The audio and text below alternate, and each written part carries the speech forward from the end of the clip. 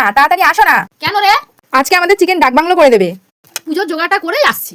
নিত্যদিনের কাজ মায়ের গোবিন্দ সেবা করা। চিকেন ডাক বাংলো করার জন্য প্রথমে মাংসটা ম্যারিনেশন করতে হবে। এর জন্য পেঁয়াজ, রসুন, আদা বাটা, টমেটো পিউরি, পরিমাণ মতো নুন, হলুদ। মায়ের হাতে চিকেন ডাক বাংলোর স্বাদ কিন্তু অসাধারণ। এটা ম্যারিনেশন করে তো আধ ঘন্টা রেখে দিতে হবে। আমি গ্যাসে 2টো ডিম সিদ্ধ করতে বসিয়ে দিয়েছি। মা উনানে কড়াই বসিয়ে তেল গরম করতে দিচ্ছে। তেল গরম হয়ে এলে তেজপাতা, গোটা গরম মশলা দিয়ে দেবে ম্যারিনেশন করে রাখা মাংসগুলো। উনানের গনগনে আছে সেগুলোকে ভালো করে কষিয়ে নেবে। কিছুক্ষণ কষানোর পরে দিয়ে দিতে হবে কেটে রাখা আলুগুলো। যারা খেয়েছো তারা অবশ্যই জানো উনানের রান্নার স্বাদ কিন্তু দ্বিগুণ হয়। এরপর আমি তৈরি করে নেবো ঘরোয়া একটি মশলা। তার জন্য আমি একটা প্যানে জিরা, লঙ্কা, ধনিয়া, গোটা গরম মশলা আর গোলমরিচ ভেজে নেবো ভালো করে। এরপর এটা গুঁড়ো করলে আমাদের ঘরোয়া মশলা রেডি। তো এটা আমরা কষানোর সময় দিয়ে দেবো।